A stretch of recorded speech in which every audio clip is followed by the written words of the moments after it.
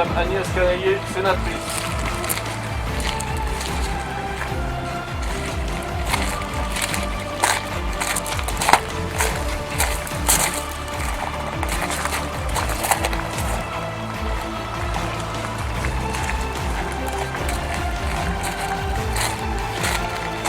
Roger est battu, député.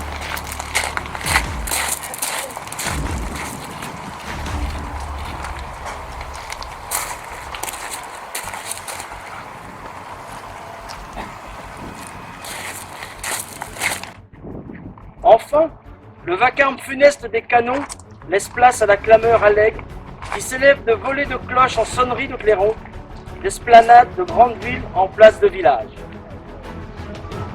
Partout, on célèbre alors avec fierté la victoire de la France et de ses alliés. Nos poilus ne se sont pas battus pour rien. Ils ne sont pas morts en vain. La patrie est sauvée. La paix, enfin, va revenir. Mais partout aussi, on constate le gâchis et on éprouve d'autant plus le deuil. Là, un fils pleure son père. Ici, un père pleure son fils. Là, comme ailleurs, une veuve pleure son mari. Partout, on voit défiler des cortèges de mutilés et de gueules cassées. Françaises, Français, dans chacune de nos villes et dans chacun de nos villages, Françaises, Français de toutes générations et de tous horizons, nous voilà rassemblés en ce 11 novembre. Pour commémorer la victoire, mais aussi pour célébrer la paix.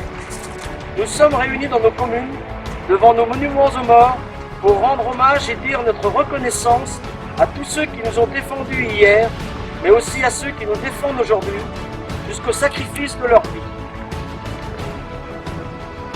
Nous nous souvenons de nos poilus, morts pour la France, de nos civils, dont beaucoup ont perdu la vie, de nos soldats marqués à jamais dans leur chair et dans leur esprit, de nos villages détruits et de nos villes dévastées.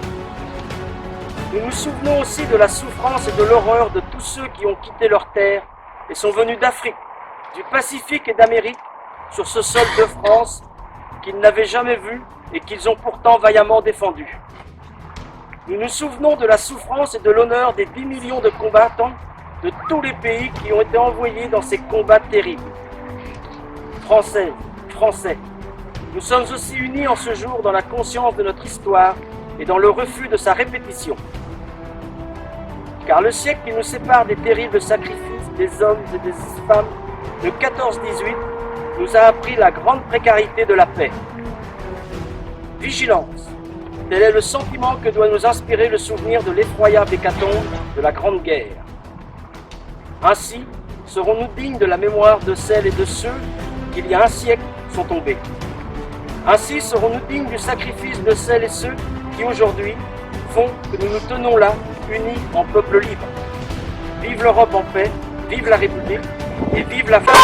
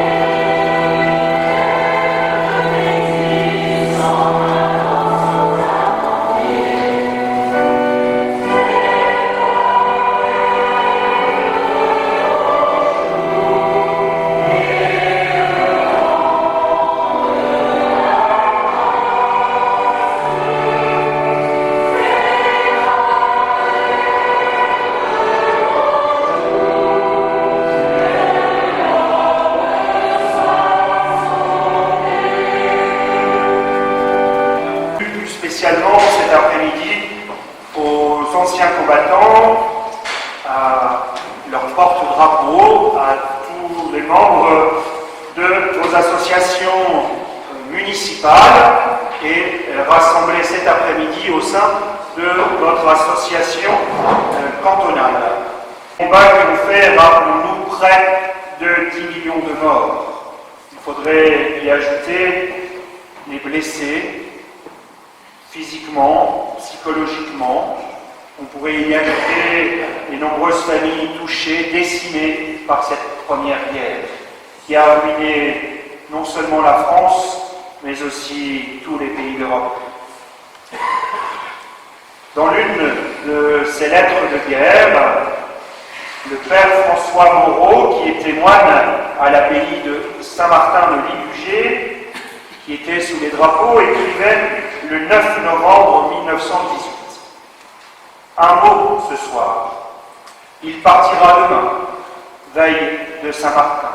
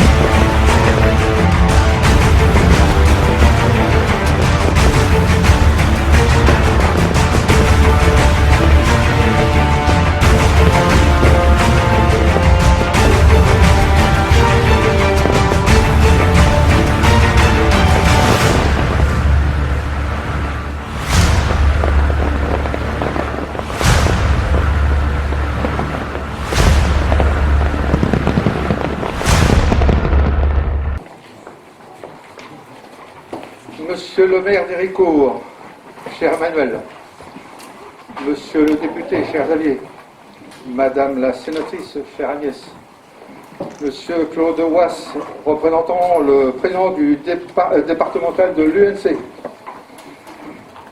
Mesdames et Messieurs les élus, Mesdames et Messieurs les militaires, Mesdames et Messieurs les présidents, les porte-drapeaux et les anciens combattants, Monsieur Vatré Gérard, président de la section 761 des anciens paras, ses porte-drapeaux et ses paras, Mesdames et Messieurs les membres de la chorale, Messieurs les musiciens, Monsieur le curé, Mesdames et Messieurs, chers amis, tout d'abord, je voudrais commencer par quelques remerciements, parce qu'on ne remercie jamais assez. Merci à Monsieur le maire d'Héricourt de nous recevoir en ce 10 novembre 2018. Merci à toutes les personnes qui ont pris de leur temps pour mettre sur pied cette cérémonie que nous voulions exceptionnelle. Dans 100 ans, nous ne serons pas là pour la deuxième.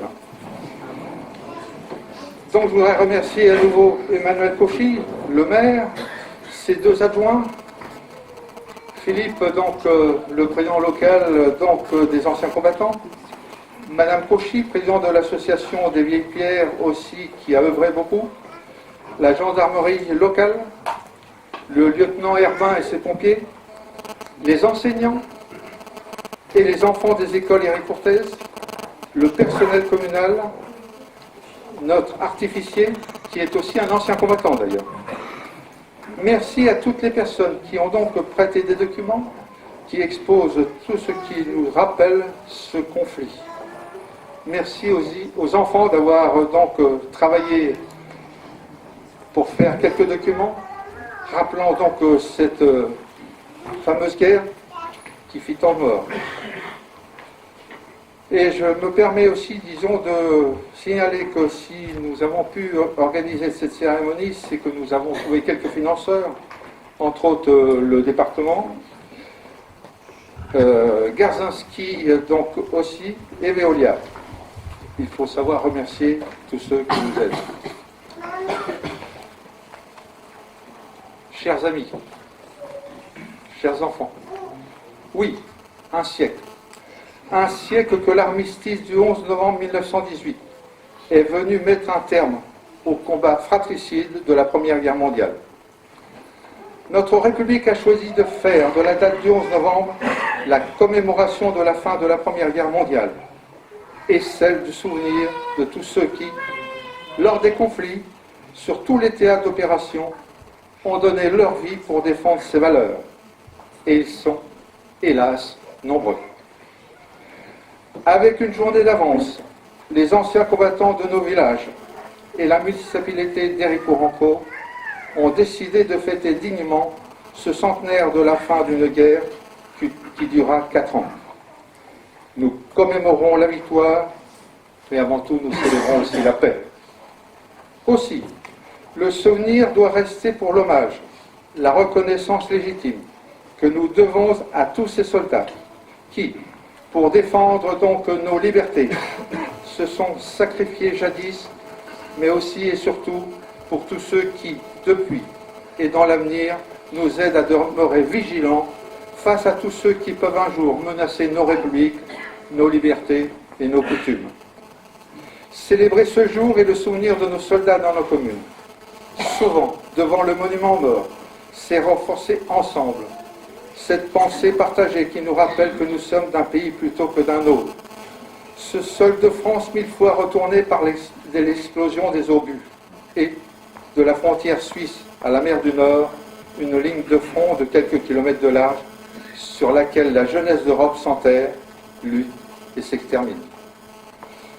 Quel courage avaient nos parents pour mourir par régiment entier sous le feu des mitrailleuses et des canons pour la conquête, souvent dérisoire, de quelques mètres de terrain. Quel courage pour supporter de vivre dans le froid, la boue, dans la vision des blessés et des morts. Quel courage pour tenir, pour continuer à obéir aux ordres, vains et meurtriers. Quel courage aussi aux femmes de nos campagnes, qui, en l'absence des maris et des fils, faisait tourner notre agriculture. Il faut penser que le nombre des morts est tel que dans la France de 1935, il y a moins de Français qu'en 1914. C'était il y a 100 ans, mais l'histoire de cette guerre est proche. Cette guerre a fondé le siècle le plus violent de l'histoire humaine et ne s'est terminée vraiment qu'à la fin des 100 ans de conflit en ex-Yougoslavie, comme si cela avait commencé à Sarajevo en 1914, devait, par une terrible destinée, s'achever au même endroit 8 décennies plus tard. Aujourd'hui, plus personne n'apprendra l'histoire de la Grande Guerre et de ses tranchées par l'un de ses participants. Ils sont hélas tous morts. Mais le souvenir est vivace, sinon dans notre chair, du moins dans notre histoire familiale. Ces jeunes de 20 ans, un jour partis, soit dans leur pantalon rouge ou leur pantalon bleu, la fleur au fusil en 1914, est revenus mutilés, tous détruits, ne peuvent tomber dans le néant de notre histoire européenne. Cette Première Guerre mondiale, si cruelle soit-elle, contient en elle une part du ferment de l'Europe pacifiée, et pour longtemps. Nous l'espérons tous. Vive la République, vive la France.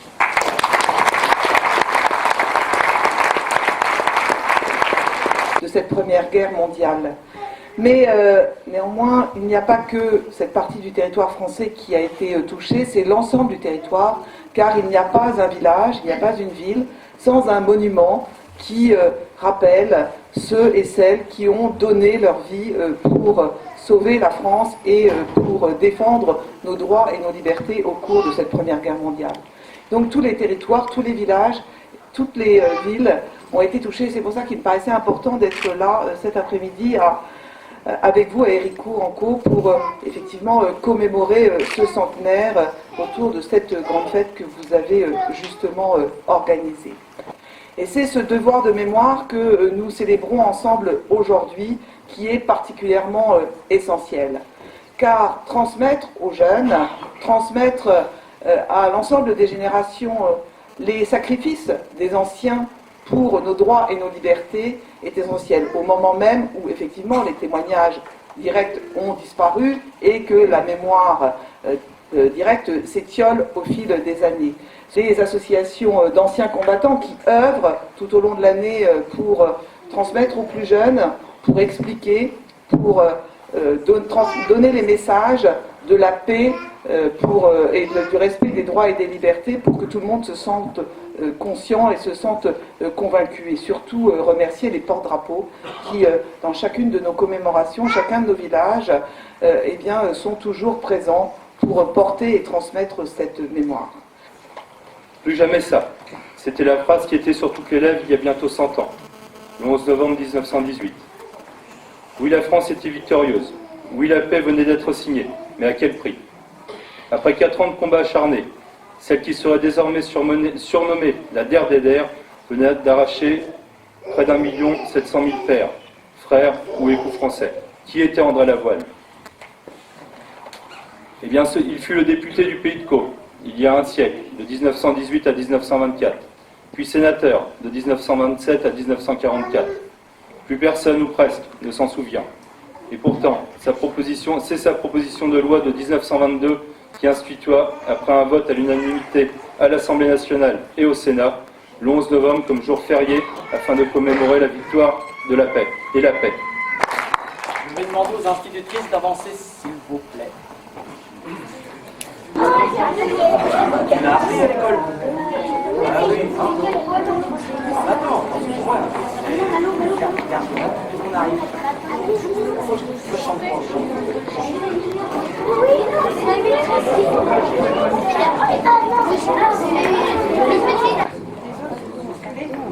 Alors mettez-vous en face, mettez-vous. Regardez, là, en face. Voilà. Bien fort. Le départ, et leur visage était pâle, et leur soleil s'était brisé. Comme la neige au pur pétale, oubliant tes mains sur mes baisers. Tombaient les feuilles automnales, Guillaume Apollinaire.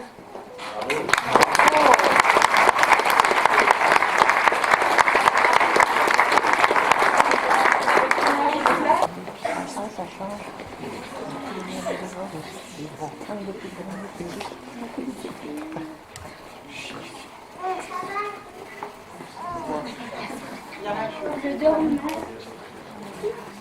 dormeur du Val, c'est un trou de verdure où chante une rivière, accrochant follement aux herbes des haillons d'argent, où le soleil de la montagne fière, lui, c'est un petit Val qui mousse de rayons. Un soldat jeune, bouche ouverte, tête nue, et la nuque baignant dans le frais cresson bleu, dort. Il est étendu dans l'herbe, sous la nuque, pâle dans son lit vert où la...